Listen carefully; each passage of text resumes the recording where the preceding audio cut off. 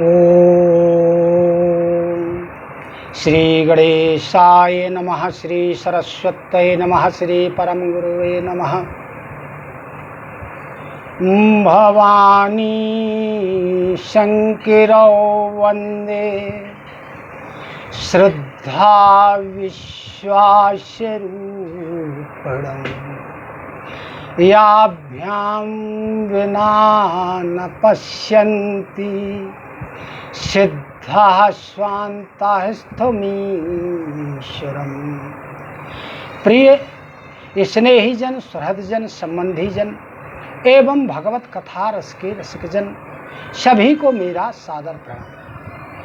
कल हमारा और आपका जो सत्संग हो रहा था उसमें भगवान की कथा चल रही थी शिव जी और माता पार्वती जी के विवाह की। विवाह संपन्न होने के बाद माता पार्वती जी के विदाई की तैयारी चल रही है। माता मैना बार बार माता पार्वती के चरणों को पकड़ रही हैं। पुनि पुनि मिलती परत गई चरोना, परम प्रेम कछु जाई न वरना। उनके प्रेम का कुछ वर्णन नहीं किया जा सकता है। बार बार मैना जी पार्वती जी को हृदय से लगा लेती हैं, उनके चरण पकड़ लेती हैं। माता पार्वती ने वहाँ उपस्थित सभी स्त्रियों से भेंट की। सभी ने उनको सुंदर आशीर्वाद दिए। अब माता पार्वती की विदाई की गई। हेमंत जी कुछ दूर तक उनको भेजने के लिए जाते हैं। श्री शिव जी उन्हें अनेक प्रकार से संतुष्ट करके उन्हें वापस भेज देते हैं। हेमंत जी वापस भवन में आते हैं। भवन में आके जो विवाह के निमंत्रण में पधारे हुए पर्वत, शैल, समुद्र, नदियां आदि वन थे, उन्हें जो है आदर दान दे करके उनकी विदाई की। उधर भगवान शंकर जी एवं पार्वती जी कैलाश पर पहुंचते हैं।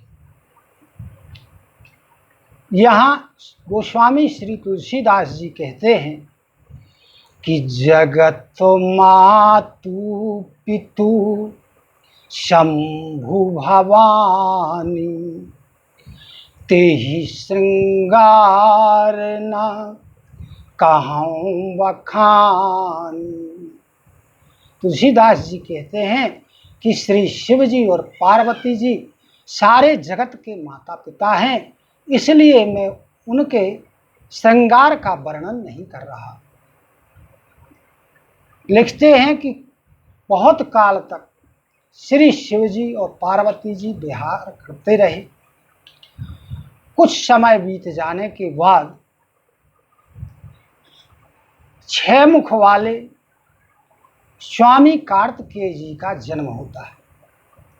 कार्तिकेय जी बड़े होकर के तारक असुर का वध करते हैं, क्योंकि इसी तारक असुर के वध के लिए ही देवताओं ने श्री शिव जी से प्रार्थना की थी विवाह के लिए। आगम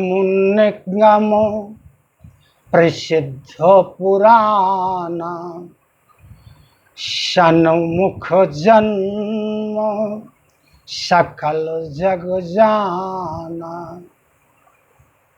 तुलसीदास जी कहते हैं कि वेदों और पुराणों में स्वामी कार्तिकेय जी की अनेक कथाएं हैं। सब लोग उन कथाओं को जानते हैं, इसलिए मैं उसका अधिक वर्णन नहीं कर रहा हूं। इस प्रकार श्री शिव जी और माता पार्वती जी का समय व्यतीत हो रहा है। यह कथा याज्ञवल्क्य जी श्री भारद्वाज जी को सुना रहे। शंभु चरित सुनी सरस सुहावा, भारद्वाज मुनि अति सुख पावा। जब भारद्वाज जी ने श्री शिव जी का यह परम पावन चरित्र सुना तो उन्हें अत्यंत सुख प्राप्त हुआ। वे प्रेम में विह्वल हो गए। उनके मुख से कोई वाणी नहीं निकल रही है। उनकी दशा देख करके श्री याज्ञवल्क्य जी हर्षित हो जाते और कहते हैं भारद्वाज जी से कि आपके समान शिव जी के चरणों का अनुरागी कोई दूसरा दिखाई नहीं देता है। और फिर कहते हैं कि मेरा जन्म धन्य है जो आपसे मेरी भगवत चर्चा हुई। शिव पद कमलो जिनहि रति नाही, राम ही ते सपने न सुहाई। याज्ञवल्क्य जी भारद्वाज जी से कहते हैं कि जिन लोगों की भगवान शिव के चरणों में प्रीति नहीं है वे लोग भगवान श्री रामचंद्र जी को पसंद ही नहीं। जो भगवान शिव की भक्ति करते हैं कहते हैं कि वही श्री रामचंद्र जी का भक्त हो सकता है, अन्यथा वह श्री रामचंद्र जी का भक्त कहलाने के योग्य नहीं है। शिव सम को रघुपति व्रतधारी, बिनु अघोत जी सती असुनारी। शिव जी के समान दूसरा भगवान की भक्ति को धारण करने वाला कौन है? जिन्होंने अपनी पत्नी सती को बिना किसी पाप के ही सीता जी का रूप बना लेने के कारण जिनका त्याग कर दिया था। अब याज्ञवल्क्य जी भारद्वाज जी से कहते हैं कि मैंने पहले आपको शिव जी और पार्वती जी की कथा सुनाई। कथा सुनाने पर आपको जो प्रसन्नता हुई इससे यह मालूम हुआ कि आप भगवान की कथा रस के हैं। यह आपने श्री शिव जी और पार्वती जी का संवाद सुना। रामचरितो अति अमित मुनीसा, कही न सकहीं सत कोटि अहिसा। याज्ञवल्क्य जी कहते हैं कि भगवान श्री रामचंद्र जी का जो चरित्र है यह बहुत अगम है, इसका कोई पार नहीं पा सकता है। हजारों शेषनाग भी इसका वर्णन नहीं कर सकते हैं, सरस्वती जी जिसका वर्णन नहीं कर सकते। मैं अपनी बुद्धि के अनुसार, अपनी समझ के अनुसार आपको श्री भगवान का चरित्र सुना जा रहा हूं। प्रणबौ सोई कृपालु रघुनाथा, बरनौ विशद जासु गुण गाथा। और मैं श्री रघुनाथ जी को प्रणाम करता हूँ जिनकी मैं कथा का वर्णन करने जा रहा हूँ। ऐसा याज्ञवल्क्य जी भारद्वाज जी से कह रहे हैं। अब भारद्वाज जी से याज्ञवल्क्य जी ने कहा कि हरिहर विमुखो धर्म रति नाही, ते नर तहाँ सपने हो नहीं जाही। कहते हैं कि भगवान शिव जी और पार्वती जी कैलाश में निवास कर रहे हैं।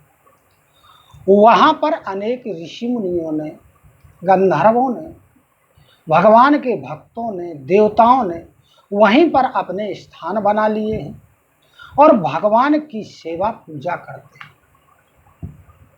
याज्ञवल्क्य जी भारद्वाज जी से कहते हैं कि जो श्री रामचंद्र जी या भगवान विष्णु जी और शंकर जी के चरणों में जिसकी प्रीति नहीं है, जो उनसे विमुख हैं, वे लोग स्वप्न में भी वहां नहीं पहुंच सकते। निज कर डासो नांग रिपुछाला, बैठे सहजहि शंभु कृपाला। अब यहाँ हमारी जो आपकी कथा चलती है वो एक बार शब्द के ऊपर चल रही है। अभी तक 3 चौपाई ऐसी निकल चुकी हैं जिनमें गोस्वामी जी ने एक बार शब्द का प्रयोग किया है। यहाँ एक चौथी चौपाई है जहाँ गोस्वामी जी ने एक बार शब्द का प्रयोग किया है। यह चौथी चौपाई है। हमें आपको ध्यान से कथा सुनना है और ये देखना है कि ये चौपाइयाँ कहाँ कहाँ गोस्वामी जी ने प्रयोग की हैं। यहाँ गोस्वामी जी लिखते हैं कि एक बार ते ही तर प्रभु गए तारु बिलोक और अति सुख भय। कैलाश पर्वत के ऊपर एक बरगद का वृक्ष, उस वृक्ष के नीचे हमेशा सुखद वातावरण रहता है। हर ऋतुओं में वो नवीन बना रहता है। तीनों प्रकार की वहाँ शीतल मंद और सुगंध हवाएं चलती रहती हैं। तब एक बार शिवजी उस वृक्ष के नीचे पहुँचे। उन्हें बड़ा सुख प्राप्त हुआ। उन्होंने अपना बाघंबर बिछाया और आसन लगाकर बैठ गए। अब शिवजी के यहाँ स्वरूप का वर्णन हमारे गोस्वामी तुलसीदास जी ने किया है। हम शिव जी के स्वरूप का दर्शन करें, यहीं से दर्शन करें और उनका ध्यान करें। कुंदेन्दुदर गौर शरीरा भोज प्रलम्भ परिधन मुनि चीरा। श्री शिव जी कुमुद के फूल के समान सफेद जिनका रंग है, गौर वर्ण है, भुजाएं लंबी हैं, मुनियों के से बलकल वस्त्र पहने हुए हैं। तरुण अरुण अम्बुज समचरना नख दुति भगत हृदय तमहरना। उनके सुंदर अम्बुज यानी कमल, लाल कमल के समान जिनके चरण हैं, उनके चरणों के नाखूनों की जो चमक है वह भक्तों के हृदय के अंधकार को दूर करने वाली है। भोजग भूति भूषण त्रिपुरारी आनंद शरद चंद छविहारी। आभूषण क्या है श्री शिव जी के?